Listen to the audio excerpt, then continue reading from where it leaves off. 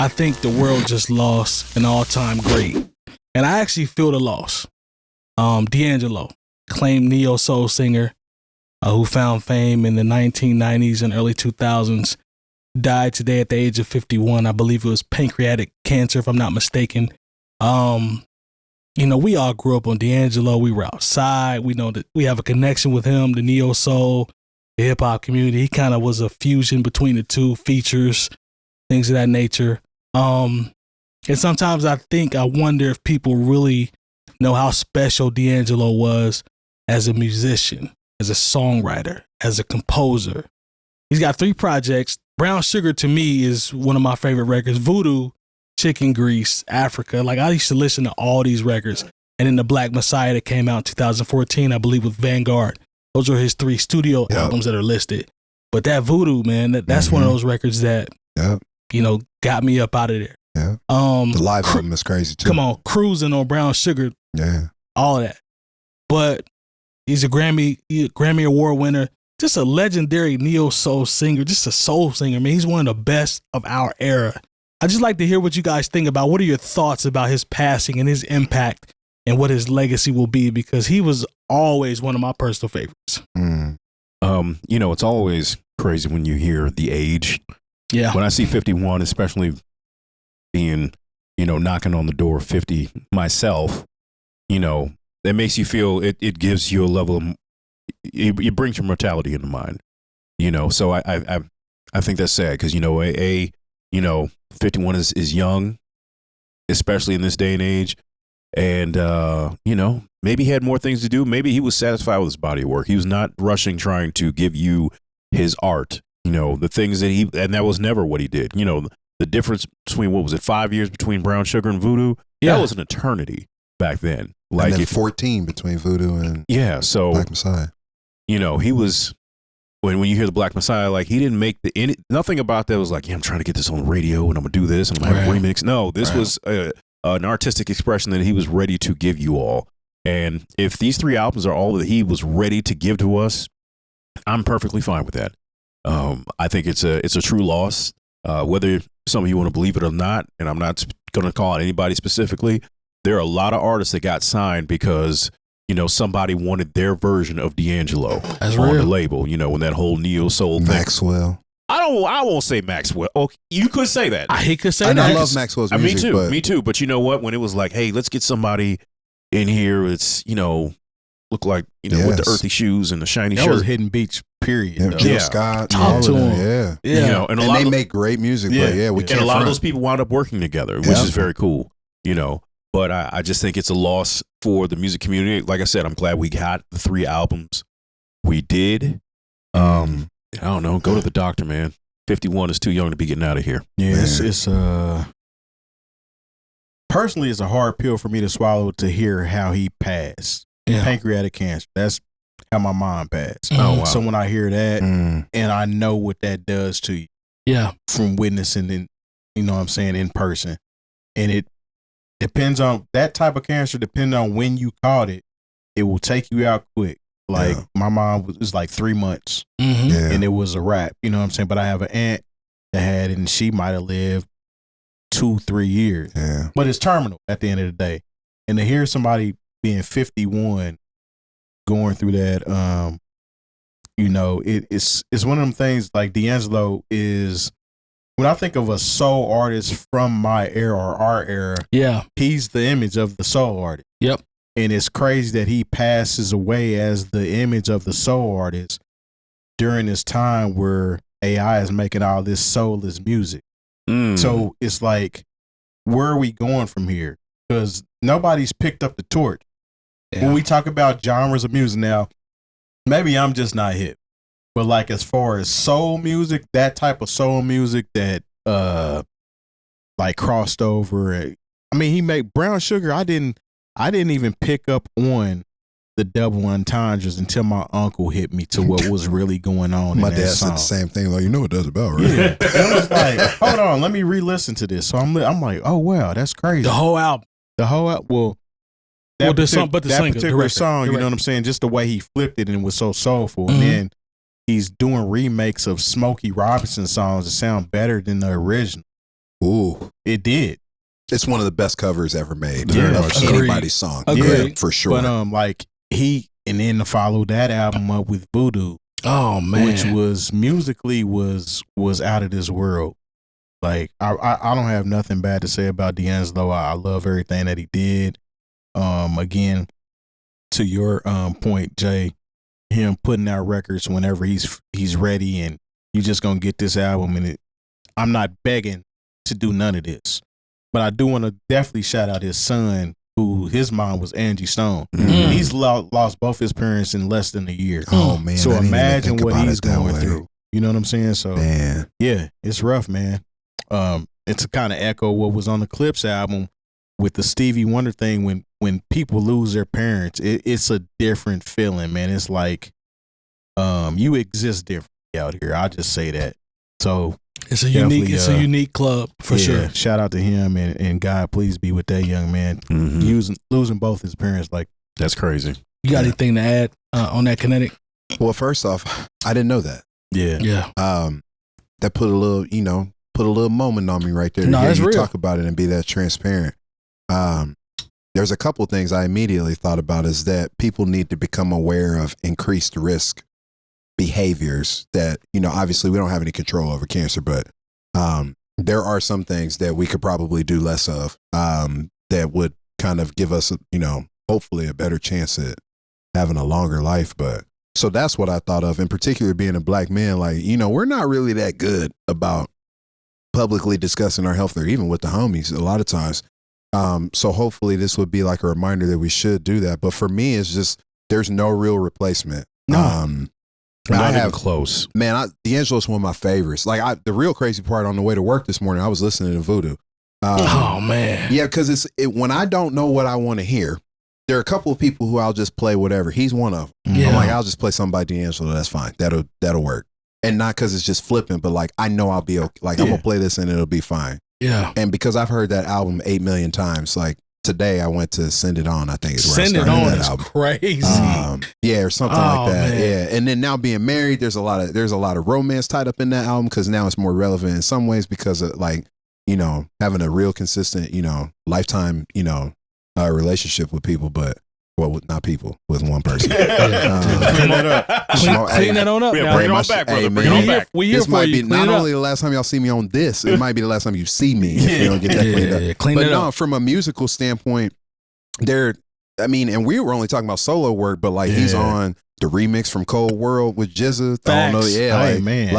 right. On the Slum Raphael Village Sadiq. Records, Raphael Sadiq. I'm sure he's on stuff we don't Black even Man really know. United. Yeah, You Black, will he know. wrote that. He wrote that. He wrote That that. was actually one of his Yeah, first. you will know. Yeah, first yeah. things to get introduced to the industry. I remember seeing that on TV. That was Come a on, big man. deal. You will know. Yeah, That was what With, Gerald- Jason's lyrics. yeah, soundtrack? Gerald Levert singing over Gerald everybody. Levert. Yeah. Oh, Don't do God. that. Don't do that. Like he Rest was. in was, peace, Joe. though. He But was. don't do that. Don't But it do was that. very Gerald Levert for him to be doing that. But 100%. yeah, I mean, when you think about just like sheer impact, we're not going to get that.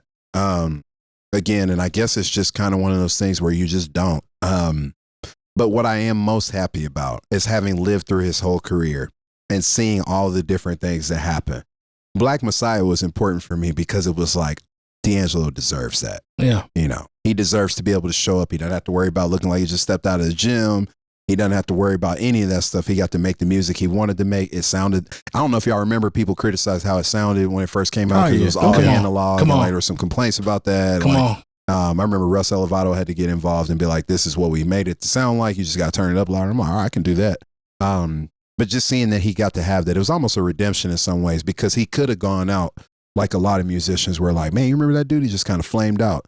But I remember hearing that was coming out, and I feel like he deserved that closure. Yeah. Yeah. So, And he never did Yeah. what you would consider part 2 of what had already worked. Yeah. I mean, it's only, like I said, only a 3-album run, but, he could have easily said, okay, let's just do Brown Sugar 2 and put it out in 97. yeah. True. Because he was there. He could have did it. There's this wave where everybody, kind of stepped into this lane Mhm. of this version of soul music, if you will.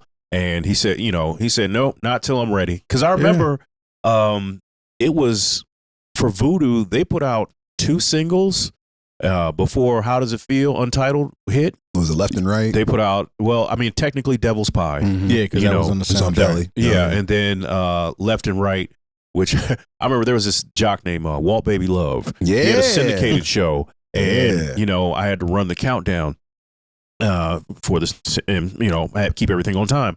And I just remember if he felt the subject matter was objectionable, he would not take it out of the countdown, but he'd only play the instrumental. Yeah. So, because, you know, Meth Man and Red Man are on that record. True. You know, and of course his work with Method Man on his second album would break breakups and makeups. So there's, you know, there's a lot of meat there because everything that he put out, it wasn't anything you could ignore. Even like, you know, at one point when everybody was heavy on internet stealing music, you know, you'd find all these D'Angelo remixes of things that I assume were legit, and find out now because now they stream everything. You know, now you can find that remix of that 12-inch. If you, they're very good. Certain companies are very good about that. Yeah. You know, so you know, there's Eric Sermon remixes and stuff that D'Angelo the done. Yoda album. Yeah, that was a throwaway. Yeah. So the fact that we got what we did from him, I think instead of thinking, oh, what could have been, you know, let's just appreciate what we have and appreciate the fact that, you know, this man gave us 3 very different albums and all of them were excellent in my eyes. I feel like he's still got some stuff out there because I know him and Questlove were actually working on some stuff. Yeah. And I remember the conversation happening about they were stopping it. And I guarantee you it has something to do with this going on right now. That's why he didn't play the Roots Picnic is what there were some conversations about because he had been in the hospital already. Yeah. It's funny you had mentioned Questlove. If anybody, I don't know, it's hard to find sometimes, but the show is just the 2 of them. I think it's at Brooklyn Bowl, and it's just literally just the 2 of them playing. It's still one of the craziest. Like it's just Rhodes and just a drummer, but he was nice on the keys too, man. And he could play guitar. He could play everything. Yeah, he could. You know, man, like I'm trying to think of artists. There won't be too many other people and haven't been before him that have three albums that you can say that about. That's 3 in a fair. row. Stevie's got some, but like 3 were like, or if they just made 3 and like, this is it. Yeah, all of those albums are classics. They all sound different. Yeah. He did a verses by himself. That part. With his little cigarette lit right over there on the little, you know, on the ashtray. You know what's really crazy about D'Angelo, and you know, this is kind of what the industry does to everybody, you know, because here he is, he puts out this incredible piece of work that is Voodoo. But, you know, of course, this is when he was crazy into his fitness thing. And he's, you know, I mean, now he did do a video with basically him naked in it. So, you know, that's going to be what it is. But like, that was a viral moment for that time. Facts. He would do his concerts. Oh, yeah. And then instead of people, they're like, take your shirt off. Yeah. And it's kind of what the industry does to people. Yeah. You know, to where you have this definitive piece of work, but while he was in on those decisions, I'm pretty sure, you know, the image kind of overwhelmed, you know, what he wanted his artistic message to be for a little while, you know, and I think that messes with people in a way that I think we can, some of us write off just because like, I wish people were screaming and hollering at me. It's like, no, you know, here is D'Angelo, a true artist. You know, he's a kid who likes to play the piano and, you know, and play video games in his spare time. And then all of a sudden women are throwing panties on the stage and screaming so loud that you can't play your music. You know, it's kind of a thing that messes with people. So I wasn't surprised that he took 14 years to kind of gather himself and put out something, you know, as crazy as the Black Messiah. Well, he's one of them kids that started in the church too, man. And we've had that conversation a few times as far as artistry that starts in the church is different. No matter how you cut it. And I think I saw an interview with Erykah Badu once where she was saying like, she got asked about D'Angelo or something, and she said he still plays. He's playing at his church every weekend. Yeah, just like it's normal. Like I'm just D'Angelo, but I'm still here. Yeah, that's like Zaytoven. He still plays in church. Shout out to him too. Yeah. That was, I think, the church aspect. Having grown up in church, that's why my parents were into D'Angelo. So you could just tell the organs. Yeah, like, it was very familiar. You know, the vocal arrangements, the way it all worked out. If you ever get a chance, there's a 33 and a third book about voodoo, and they get into some of that. About ultimately that is kind of what ruined that moment in his career, is that it became more about what he looked like. And they kind of get into that, like how much of that was him, how much of that was the label pushing that. Like there's a lot of, but ultimately they talk about that's kind of what, you know, pushed him out. Because that was never really the point. I will tell you this. some of the illest musicians you will ever run into in your life are at church. I'm just going to throw that out there. Ear, pitch, singers, bass. Because you can't fake it in church. Yeah. Now you Those are get some booed, of the, basically. those are some of the dopest musicians I've ever been around. Yeah, go ahead and sit out the afternoon service. I think we Come got on. it. I've been told the layout before. Oh yeah, when I Come was on. playing bass when I was a teenager, I definitely got told a couple times. Just God rest the dead, my boy Peanut, man. He's one of the best bass players I've ever seen in my life. Grew up playing in church since he was like 6 or 7 years old. Amazing. Yep. So yeah, that's a real thing. 100%. I think he was in Pentecostal church too, which is its own thing. Oh, For yeah, years. so that's Yeah, different it's its than own thing. Facts. Yeah, then just Very Baptist church. heavy influence on music and spiritual aspect. of it. Nah, Yes. for sure. And I think the only other thing that I would mention is that you guys kind of touched on it is just the overall influence Yeah. that D'Angelo and his music, and also being a part of the Soulquarians. Yes. And when you inject Dilla into that as well, like the amount of influence that those Yeah. two gentlemen, even together, even the little bit of influence when how the snares were hitting on voodoo and stuff Yeah. like Come that, on. and how that is, it's everywhere, right? You know, so that is span time, and yeah, he's definitely a highly influential. Come on, So man. rest in peace to D'Angelo, man. Absolute I even still legend. remember how the voodoo CD liner, the book felt different. Yep. It was a It was like different all type paper. of paper. Yeah. It wasn't Yeah. a regular jewel case. It was a whole experience. I cop. And the Had whole it. thing about them going to the, where they had like some kind of, not Santeria, but something like that. That the drumming that you hear, they were like at a legitimate, like Yeah. kind of, I don't know how to describe it, but you could call it voodoo. It's probably more hoodoo than anything else. But Oh, yeah. yeah. That album is amazing, man. It's one of my favorite records. Yeah, You know? I remember For sure. hearing it like that. Even now, that's a one of a kind. All three of his albums, in my opinion, are Listen, one of a The kind. melodies on that album were so crazy. Like when I first listened to it, I didn't know what the hell he was saying on some of them songs, Just but it felt sounded good. so Yeah. good. It was like, what is he saying? This shit is crazy. You know what was And my it was record? all the songs were just different too, though. One More Again on Oh, Voodoo. come on, man. Mhm. I couldn't just play what I wanted on the radio when I was doing the Quiet Storm, but I did loop that up. So that was my bed I was talking over when I was trying to be like, yeah, go ahead and call Try it to if get you'd some like to. Mr. Lover Listen, Man man. on. Yeah, if it's, this is the Apology Jam. I'm gonna spit that drink. But so like that was, I Listen. would try to sneak in a little bit of what I had to at the time in the way I could, but Come on. it's still to this day, man. Like when Brown Sugar, because like that was me getting ready to go to Brown college. shit. That's crazy. And just kind of having that and I'll just call it out. We'll say it, shit damn motherfucker. I was like, Come this on is the now. wildest.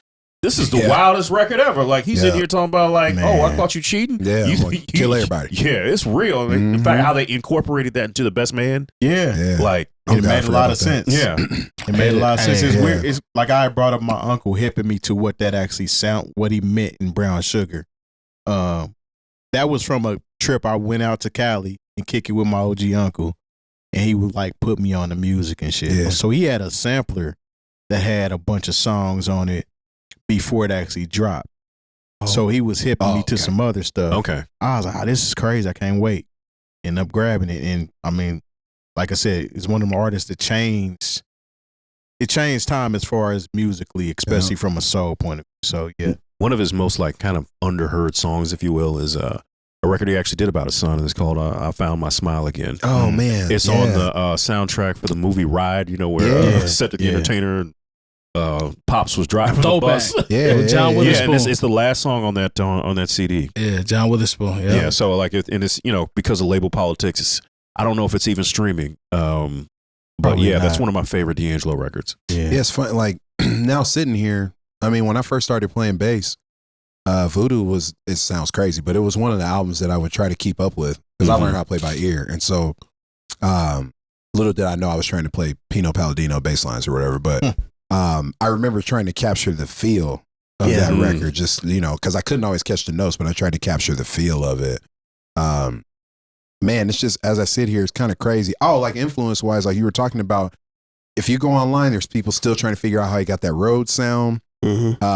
Because they won't tell you. And like there's a lot of speculation about how he got it to sound almost like that auto wah sound, but like the phaser, and like we still don't really know. Some people say it's a patch, but like how many times have we heard people try to play that Rhodes sound on records. Facts. Since that, like we have heard people try to figure out, pretty much everything that he did. I think the only thing he would like that multi-tracking of like the vocals, that's very Stevie and like Marvin, but a lot of that studio work. But I don't know, man.